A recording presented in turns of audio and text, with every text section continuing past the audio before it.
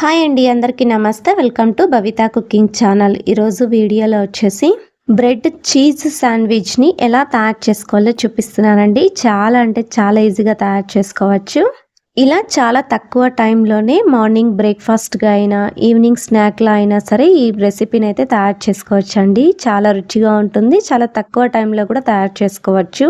ఇందులోకి చీజ్ వేసి తయారు చేసుకుంటున్నాం కాబట్టి పిల్లలు చాలా ఇష్టంగా తింటారు. అంతేకాదండి, దీంతో పాటు గ్రీన్ చట్నీని కూడా ఎలా తయారు చేసుకోవాలో చూపిస్తాను. మరి ఇక లేట్ చేయకుండా ప్రాసెస్లోకి వెళ్ళిపోదాము. అందుకోసం ముందుగా స్టవ్ మీద ఒక ప్యాన్ని ఉంచుకొని అందులోకి 1 టీ స్పూన్ దాకా ఆయిల్ని వేసుకోండి. ఆయిల్ కాస్త వేడెక్కిన తర్వాత 1/2 టీ స్పూన్ దాకా ఆవాలు, 1/2 టీ స్పూన్ దాకా జీలకర్రని వేసుకొని ఈ ఆయిల్ మొత్తం కూడా ప్యాన్కి పట్టేటట్టు స్ప్రెడ్ చేసుకోండి.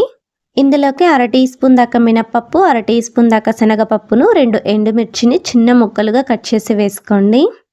కరివేపాకును కూడా ఎంత వీలవుతుందో అంత చిన్నగా కట్ చేసి వేసుకోండి. శాండ్విచ్లోకి బ్రెడ్తో పాటు తిన్నప్పుడు నోట్లో పలుకులు తగలకుండా ఉంటుందండి ఇలా చిన్నగా కట్ చేసి వేసుకుంటే.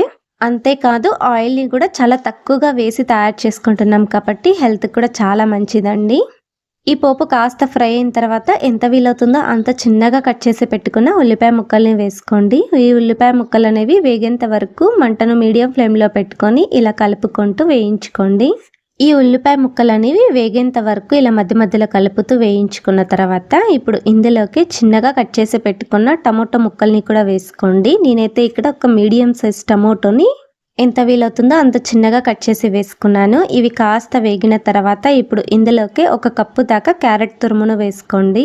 కొంతమంది పిల్లల్లో వెజిటేబుల్స్ని అంతగా ఇష్టపడరండి. డైరెక్ట్గా వేసేస్తే కనుక పిల్లలు వాటిని పక్కకు తీసిపెట్టి తింటూ ఉంటారు. అందుకోసమే ఎంత వీలవుతుందో అంత చిన్నగా గ్రైండ్ చేసి వేసేసుకొని పూర్తిగా మెత్తపడేంత వరకు ఉడికిచ్చేసి ఇలా స్నాక్లా చేసిస్తే పిల్లలు ఈజీగా తినేస్తారండి. ఈ క్యారెట్ తురుము కూడా మెత్తబడేంత వరకు మధ్య మధ్యలో కలుపుతూ ఉడికించుకోవాలి. అలాగే రుచికి సరిపడంత ఉప్పును కూడా వేసుకుని కలుపుకుంటూ వేయించుకోండి. ఇలా ఉప్పును వేసి కలుపుకుంటూ వేయించుకుంటే అడుగున పట్టకుండా ఉంటుంది. ఇది మగ్గే లోపలే మరొక వైపు మనము గ్రీన్ చట్నీని ప్రిపేర్ చేసుకుందామండి. అందుకోసం మిక్సీ జార్ని తీసుకుని అందులోకి వాష్ చేసి పెట్టుకున్న కొత్తిమీరను వేసుకోండి. అలాగే పొట్టు తీసి పెట్టుకున్న వెల్లుల్లిపాయలని కూడా కొద్దిగా ఎక్కువ క్వాంటిటీలోనే వేసుకోండి. అలాగే స్పైసీనెస్ కోసము 1 పచ్చిమిర్చిని తీసుకొని ఇలా ముక్కలుగా కట్ చేసి వేసుకోండి. ఇందులోకి రుచికి సరిపడంత ఉప్పును కూడా వేసుకోండి. మూత పెట్టేసుకొని మెత్తగా అయ్యేటట్టు గ్రైండ్ చేసుకోండి. వీలు పడితే కొద్దిగా నీళ్ళను వేసుకోండి. అంటే 2 నుంచి 3 డ్రాప్స్ దాకా నీళ్ళను వేసి గ్రైండ్ చేసుకుంటే సరిపోతుంది. నేనైతే ఇక్కడ నీళ్ళను వేసుకోకుండానే గ్రైండ్ చేసుకున్నానండి. చూడండి, గ్రీన్ చట్నీ అనేది రెడీ అయిపోతుంది. ఈ గ్రీన్ చట్నీని పక్కన ఉంచుకోండి. మరొక వైపు వేయించుకుంటున్న క్యారెట్ తురుము కూడా చక్కగా వేగిపోయిందండి. ఇలా పూర్తిగా మెత్తబడేంత వరకు వేయించుకోవాలి. ఆ తర్వాత పక్కన ఉడికించి పెట్టుకున్న బంగాళాదుంప ముక్కల్ని తీసుకొని ఇలా మెత్తగా అయ్యేటట్టు మ్యాష్ చేసుకోవాలి. నేను ఇక్కడ ఆలూని ముందుగానే కుక్కర్లో 3 విజిల్స్ వేపించేసుకుని ఆ తర్వాత దీని మీద ఉండే పొట్టును తీసేసుకున్నానండి. ఇలా ఉడికించుకున్న ఈ ఆలూని చేతితోనే మ్యాష్ చేసి వేసుకోవచ్చు, లేకపోతే ఒక మ్యాషర్ని తీసుకుని పూర్తిగా మ్యాష్ చేసైనా వేసుకోండి. ఇప్పుడు ఈ ఆలు మొత్తం కూడా బాగా కలిసేటట్టు కలుపుకోండి. ఎక్కడన్నా ఆలు ముక్క అనేది కనిపిస్తూ ఉంటే గరిటెతో ఇలా స్మాష్ చేసుకుంటూ కలుపుకోవాలి. అలా అయితే ఎక్కడ కూడా ఆలు ముక్క అనేది ఉండకుండా పూర్తిగా మ్యాష్ అయిపోతుందండి. ఇలా కలుపుకున్న తర్వాత ఇందులోకి 1/2 టీ స్పూన్ దాకా ధనియాల పొడి, 1/2 టీ స్పూన్ దాకా పసుపును, 1/2 టీ స్పూన్ దాకా గరం మసాలాని కూడా వేసుకోండి. అలాగే ఇందులోకి జీలకర్ర పొడిని కూడా 1/2 టీ స్పూన్ దాకా వేసుకోండి. 1/2 టీ స్పూన్ దాకా మిరియాల పొడిని, కావాలనుకుంటే చాట్ మసాలానైనా సరే వేసుకోండి, లేదంటే స్కిప్ చేసేసుకోండి. గరం మసాలాని వేసుకున్నాం కాబట్టి మరి చాట్ మసాలా అవసరం లేదు.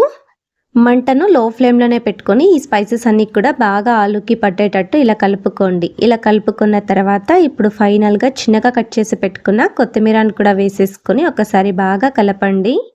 ఇలా కలిపేసుకున్న తర్వాత ఇప్పుడు స్టవ్ ఆఫ్ చేసుకోండి. అంతే, ఆలు మిశ్రమం అనేది రెడీ అయిపోతుందండి. బ్రెడ్ శాండ్విచ్కి స్టఫింగ్ అనేది రెడీ అయిపోతుంది. ఈ స్టఫింగ్ అనేది చల్లారేంత వరకు కూడా పక్కన ఉంచేసుకోండి. ఇది కాస్త చల్లారిన తర్వాత నెక్స్ట్ ప్రాసెస్ చేసుకుందాము. ఇలా తయారు చేసి పెట్టుకున్న ఆలు మిశ్రమం అనేది పూర్తిగా చల్లారిన తర్వాత నెక్స్ట్ వచ్చేసి బ్రెడ్ స్లైసెస్ని తీసుకోండి. మీరైతే ఎన్ని శాండ్విచ్ని తీసుకుంటారో దాన్ని బట్టి బ్రెడ్ స్లైసెస్ని అయితే తీసుకోండి. నేను ఇక్కడ 4 బ్రెడ్ స్లైసెస్ని అయితే తీసుకున్నాను. వీటితో 2 శాండ్విచ్లను అయితే తయారు చేసుకోవచ్చండి.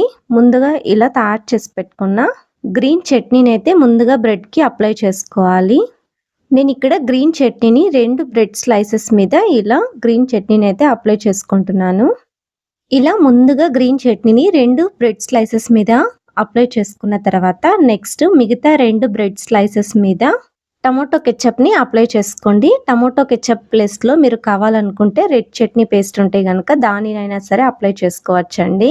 చిన్న పిల్లల కోసం కాబట్టి టమాటో కెచప్ అయితే స్వీట్ ఇంకా కారం 2 మిక్స్ ఉంటాయి కాబట్టి పిల్లలు ఇష్టంగా తింటారు. అదే మీరు రెడ్ చట్నీ అయితే గనక కొద్దిగా స్పైసీగా వస్తుందండి. అందుకోసమే మీరు దేనికి కావాలంటే దానిని యూజ్ చేసుకోవచ్చు.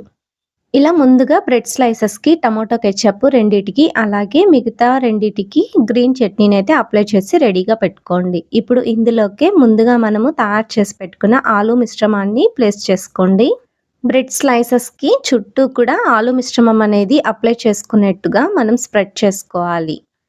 ఇలా మనం తీసుకున్న 2 బ్రెడ్ స్లైసెస్ మీద ఆలు మిశ్రమాన్ని ప్లేస్ చేసుకోవాలండి. ఇలా ప్లేస్ చేసుకున్న తర్వాత దాని మీద చీజ్ స్లైసెస్ ఉంటే గనక వాటిని ప్లేస్ చేసుకోండి. ఒకవేళ చీజ్ స్లైసెస్ లేకపోతే గనక నార్మల్ చీజ్, తురిమిన చీజ్ ఉన్నా సరే స్ప్రెడ్ చేసేసుకోండి. ఇలా తురిమిన చీజ్‌నైనా వేసుకొని మిగతా బ్రెడ్ స్లైసెస్ దాని మీద పెట్టేసి క్లోజ్ చేసుకోండి.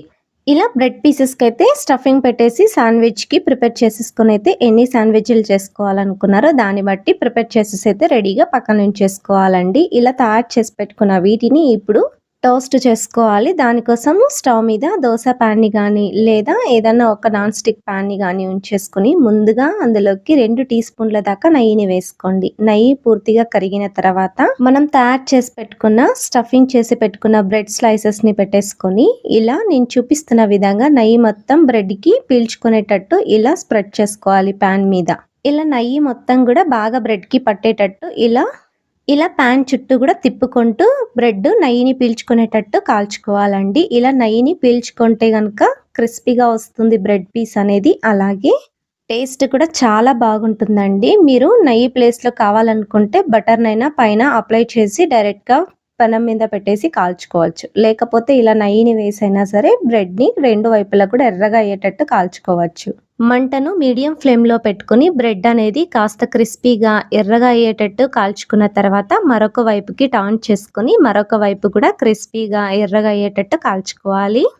మంటను లో టు మీడియం ఫ్లేమ్‌లోనే పెడితేనే మనకు చక్కగా వేగుతుందండి. బ్రెడ్ అనేది చక్కగా ఎర్రగా వస్తుంది. అలాగే క్రిస్పీగా కూడా వస్తుంది. అందుకోసమే మంటను లో టు మీడియం ఫ్లేమ్‌లో పెట్టుకొని 2 వైపులా కూడా లైట్ గోల్డెన్ కలర్ వచ్చేంత వరకు కూడా వేయించుకోవాలి.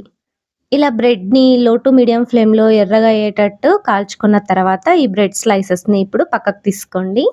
ఈ వేడికి లోపలుండే చీజ్ అనేది చక్కగా కరిగిపోయి ఉంటుందండి. ఇప్పుడు ఒక సర్వింగ్ ప్లేట్‌ని తీసుకొని ఇందాక మనము తయారు చేసి పెట్టుకున్న శాండ్విచ్‌ని పెట్టుకోండి. దాంతో పాటు పక్కన ఇందాక మనము తయారు చేసి పెట్టుకున్న గ్రీన్ చట్నీ ఇంకా టమాటో కెచప్‌తో సర్వ్ చేసుకొని వేడి వేడిగా శాండ్విచ్‌ని తినండి. చాలా అంటే చాలా రుచిగా ఉంటుందండి. ఈ శాండ్విచ్‌ని ముందుగా 2 భాగాలుగా మధ్యలోకి ఇలా క్రాస్‌గా కట్ చేసుకోండి. ఇలా క్రాస్‌గా కట్ చేసుకున్న తర్వాత ఇప్పుడు దీనిని ఇలా మధ్యలోకి తుంచితే గనక చూడండి ఇక్కడ చీజ్ అనేది ఎంత చక్కగా మెల్ట్ అయిందో, ఎంత టేస్టీగా అంటే అంత టేస్టీగా ఉంటుందండి. పిల్లలు స్కూల్ నుంచి రాగానే ఏదో ఒకటి తినాలి అంటూ ఉంటారండి. ఇప్పుడొచ్చే వర్షాలకి ఏదైనా వేడివేడిగా, స్పైసీగా తినాలి అనిపిస్తూ ఉంటుంది. అప్పుడైనా తయారు చేసి పెట్టండి పిల్లలకి. లేకపోతే బ్రేక్‌ఫాస్ట్‌గా అయినా సరే తయారు చేసుకొని తీసుకోవచ్చు. చాలా అంటే చాలా టేస్టీగా ఉంటుంది. చూసారు కదా! చాలా ఈజీగా శాండ్విచ్‌ని ఎలా తయారు చేసుకోవాలో తప్పకుండా మీరు కూడా ఇంట్లో ట్రై చేసి మీకెలా వచ్చిందో మీ ఫీడ్‌బ్యాక్‌ని కింద కామెంట్ సెక్షన్‌లో కామెంట్ చేయండి. అలాగే లైక్ చేయండి, షేర్ చేయండి, సబ్స్క్రైబ్ చేయండి. ఇలాంటి మరెన్నో ఈజీ అండ్ హెల్తీ రెసిపీస్ కోసం భవిత కుకింగ్ ఛానల్‌ని తప్పకుండా సబ్స్క్రైబ్ చేసుకోండి. Thank you for watching video.